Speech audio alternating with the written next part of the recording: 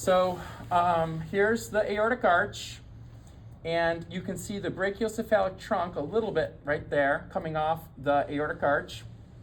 And then right here you can see the left common carotid artery, but you can't see where it comes off the aortic arch. And then right here, lastly, you can see where the left subclavian artery comes off the aortic arch. And then here is the descending aorta here, traveling right by the side of the esophagus, which is in this kind of cream color. So now going up here, back to the brachiocephalic trunk, you can see where the brachiocephalic trunk gives way to the right common carotid artery, but you can't see where it branches into the right subclavian artery because the right subclavian vein is completely covering it up. As far as the veins go, you can see the left and right internal jugular veins again. You can't see the external jugular veins, but you can definitely see where the internal jugular veins, the left and the right, are coming together with your left and right subclavian veins to form the brachiocephalic vein. So this is your right brachiocephalic vein, that's your left brachiocephalic vein, and they converge together to form your superior vena cava. All right, now going downstairs to the abdominal aorta. In this model, you can see both inferior phrenic arteries. So this is a great model to use to test you for the inferior phrenic arteries. All right, this is the right, and then that's the left inferior phrenic arteries.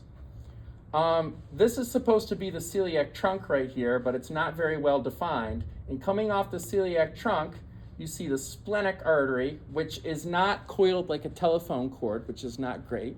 Right? Remember we talked about that before, how the splenic artery is coiled like a telephone cord to allow for more flexibility and movement of the spleen, right? And then this guy right here with a little pit in it representing the lumen of the artery is your common hepatic artery. You cannot see the left gastric artery coming off the celiac trunk though here. This guy here is your superior mesenteric artery, but you can't see where it comes off the aorta.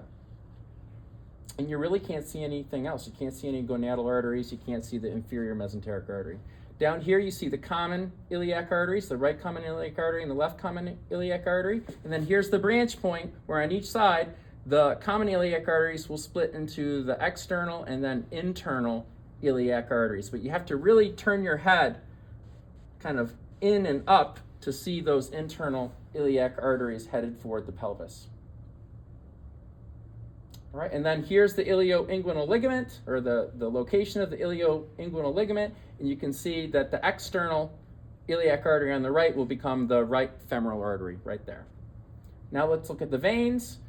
Right next to your right femoral vein is going to be your right femoral, I'm sorry, let me start that over again. Right next to your right femoral artery, getting ahead of myself, right next to the right femoral artery is the right femoral vein, right? When you pass under the ilioinguinal ligament, that right femoral vein will become your right external iliac vein. You can see if you turn your head up, actually you can't see it on the right, but let's go over to the left.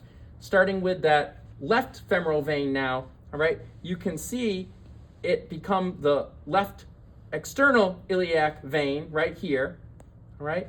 And then you can see it converge with your left internal iliac vein to form the left common iliac vein. And then here clearly you can see how the right common iliac vein converges with the left common iliac vein to form the inferior vena cava right there, which is mostly covered up by all these visceral organs. All right, everybody, so that's that model. So we got all these different torso models out of the way. So the next thing I wanted to show you